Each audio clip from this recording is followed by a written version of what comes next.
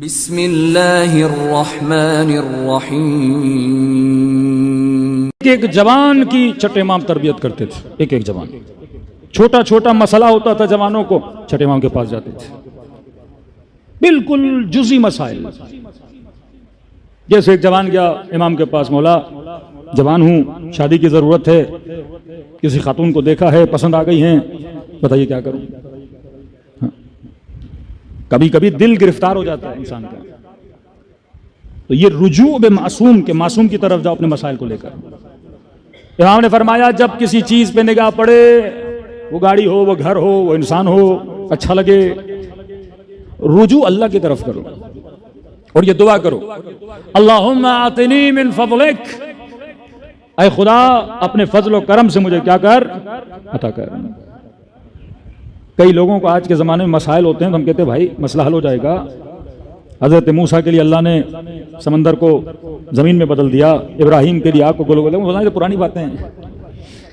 تو ہم نے کہا جو خدا 10,000 سال پہلے تھا وہ خدا آج ہی ہے، خدا نہیں بدلا، خدا وہی ہے، نہ خدا کا پاور کم ہوا ہے، نہ انرجی کم ہوئی ہے۔ وہ خدا جو ملین سال پہلے کام کر سکتا ہے وہ آج بھی کر سکتا ہے۔ مسئلہ تمہاری ہمت میں ہے، تمہارا ارادہ ابراہیم جیسا نہیں ہے، تمہارا ارادہ حضرت موسیٰ جیسا نہیں ہے۔ امام نے فرمایا جب بھی کوئی چیز اچھی لگے تو یہ دعا کرو، اللہم آتنی من فضلک، اے خدا مجھے اپنے فضل و کرم سے کیا کر، عطا فرما۔ دوسرا جوان آیا، مولا تنگ دست ہوں، پیسے نہیں ہیں۔ میں دعا کرتا ہوں تیرے لیے، اللہ تجھے کیا بنائے، امیر۔ رجوع معصوم، پورے معاشرے کو ایک رہبر نے اپنے ساتھ کیا کیا ہوا تھا، جڑا ہوا تھا۔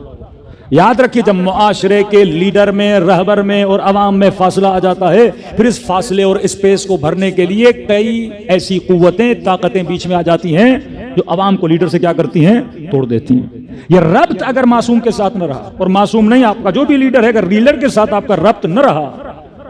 تہران کی گلیوں میں جب ہم چلتے تھے تو ٹیکسی ڈرائیور، مختلف لوگ رہبر معظم کو برا بھلا کہتے تھے، تو ہم نے دیکھا یہ ربط توڑنے کی کوشش ڈش کے ذریعے سے، میڈیا کے ذریعے سے، نیوز چینل کے ذریعے سے۔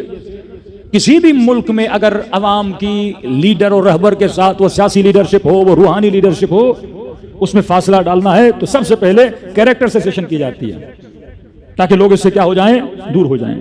الزامات لگائے جاتے ہیں، تفرقہ پھیلایا جاتا ہے، کہ ان کو پتا ہے اگر عوام لیڈر کے ساتھ رہی تو یہ لیڈر سب سے بڑی طاقت اختیار کر جاتا ہے اور کوئی بھی بہت بڑا چینج معاشرے کے اندر لا سکتا ہے۔ تو امام نے کبھی بھی اپنی شیعوں سے ربط نہیں توڑا کہ مولا تنگ دست ہوں، پریشان ہوں۔ امام فرمایا میں دعا کرتا ہوں۔ امیر المومنین کے پاس جوان آیا، مولا میں آپ کی مدد کرنا چاہتا ہوں۔ کبھی خدا کہتا ہے کہ من انصاری اللہ، کون ہے جو خدا کی مدد کرے؟ یہ نیٹ ورک کا طریقہ دیکھیے، اللہ الصمد، وہ خدا جو غنی مطلق ہے، جسے کسی مدد کی ضرورت ہے ہی نہیں، پھر وہ کہے گا میری مدد کرو۔ امیر المومنین کے پاس مولا میں آپ کی مدد کروں۔ امام فرمایا اعینونی بالورع والزہد، اے جماعت اگر علی کی مدد کرنا چاہتے ہو تو زہد اور تقوی کے ذریعے سے علی کی مدد کرو۔ اپنی مدد کرو گے تو اسی مدد میں علی کی مدد ہے۔ اچھا گھر بناؤ گے، اچھا کاروبار کرو گے، یہی امیر المومنین کی مدد ہے۔ ٹائم پہ مسجد میں آؤ گے، گناہ سے بچو گے، یہ علی کی مدد ہے۔ یہ گریا، یہ مجلس، یہ جوانوں کو جمع کر کے مسجد میں بلانا، امام حسین کو کیا مل رہا ہے؟ آپ کی مدد ہے۔ یہ انسجام پیدا ہوگا، وحدت پیدا ہوگی، ذہن سازی ہوگی، نسلیں صحیح بنیں گی۔ مولا علی کو کیا ملنا ہے؟ وہ تو اپنی رسالت پوری کر رہے ہیں۔ فرمایا تمہاری نسلوں کو مدد ملے گی۔ امام جعفر صادق نے فرمایا میں دعا کرتا ہوں،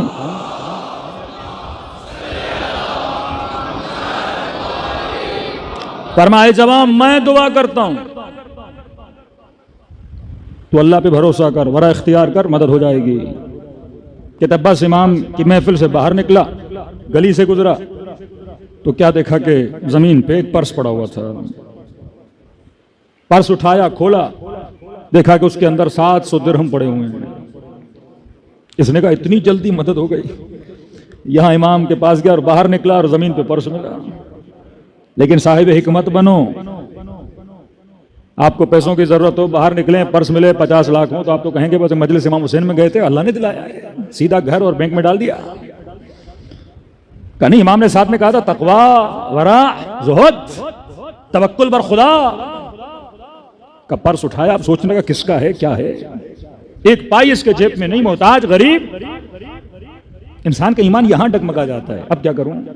تو لاکھ اچھی نصیحتیں خود کو کرتے، اللہ نے دیا ہے، وہ جب جس کو چاہے چھپڑ پھاڑ کے دے، پرس اللہ نہیں بھیجا ہوگا، زمین پہ پڑا ہوا ہے. اب یہ سارے وسوسے، یہ ساری چیزیں میرے ذہن میں آ رہی ہیں. چلتا جا رہا ہوں، بازار میں پہنچا تو شور مچا ہوا ہے. کیا ہوا کیا ہوا؟ کوئی بندہ بے ہوش پڑا ہوا ہے. بھائی کیوں بے ہوش ہوا؟ پانی لگا ہو جگہ. کیا ہوا؟ کہ میں تاجر ہوں، مدینے میں تجارت کرنے آیا، پیسہ میرا گر گیا ہے. بڑی رقم ہے، 700 دینار تھے ادھر. تو اس جوان آگے بڑھا، کہا کتنے تھے پیسے؟ کا 700. کس کے اندر تھے؟ کا حمیان کپڑے کا کوئی پرس ہے، اس کے اندر. کلر کیسا تھا؟ کا ایسا. کبھی اسے پانی پلاؤ، کا پریشان ہونے کی ضرورت نہیں، تمہارا پیسہ اچھے بندے کو ملا ہے. یہ اسی پرس کے اندر ہے، 700 میں نے ایک پائی بھی نہیں اٹھائی. کس نے شکریہ ادا کیا، پیسہ لیا. اس نے انعام کے طور پہ، بڑا منصف تھا، انعام کے طور پہ 700 میں سے 70 اسے دیے. اس نے کوئی اور ہوتا تو لے کے چلا جاتا. یہ بھی اچھی روش ہے. اگر کوئی جوان، اگر کوئی بندہ اچھا کام کرے، کم از کم انعام تو دو.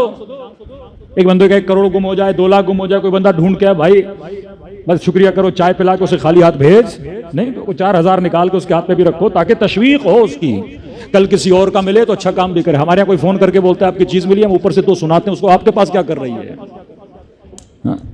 گم ہم نے کی، قصور ہمارا. یہ روش کردار ہے اہل بیت علیہ الصلوۃ والسلام کہ اگر کوئی اچھا کام کرے اس کی تشویق کرو. بچہ امتحان میں پاس ہوا، تشویق کرو. جوان مسجد سے ہو کر آیا، بیٹی نے اچھا حجاب پہنا. اسی معاشرے میں 10 ایسے بدبخت ہیں، اگر کوئی حجاب کرتا ہے تو اسے ٹوکتے ہیں، اتنی کم ایج میں تم کنزرویٹو ہو، تم یہ ہو. یہ آپ کا کام ہے، فیملیز کا کام ہے، رشتہ داروں کا کام ہے. اگر کوئی جوان بچی اچھا کام کر رہی ہے تو فیملی کیا کرے؟ اسے مشوق بنے، بارک اللہ فیک بولے اسے کہ ماشاءاللہ آپ کتنے اچھے لگ رہے ہو، آپ نے کتنا اچھا کام کیا.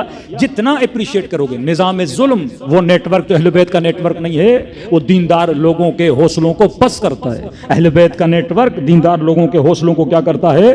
بلند کرتا ہے. یہ تشویق ہے نا کہ اگر ایک آنسو امام حسین پہ بہاؤ گے پوری جہنم کی آگ بجھ جاتی ہے. مولا حسین کی زیارت کو جاؤ گے 60 عمروں کا ثواب ہے. یہ اللہ کیا کر رہا ہے؟ آپ کی تشویق کر رہا ہے نا. صبح نماز پڑھو گے تو اللہ اتنا ثواب دے گا، اتنے فرشتے تمہارے لیے بن جاتے ہیں. ایک ذکر کرو گے جنت میں 1000 درخت بن جاتے ہیں. یہ تشویق الہی ہے. اگر اچھا کام کرو گے تو خدا تجھے انعام دیتا ہے. اس نے 700 کے بدلے میں اسے 70 دیے.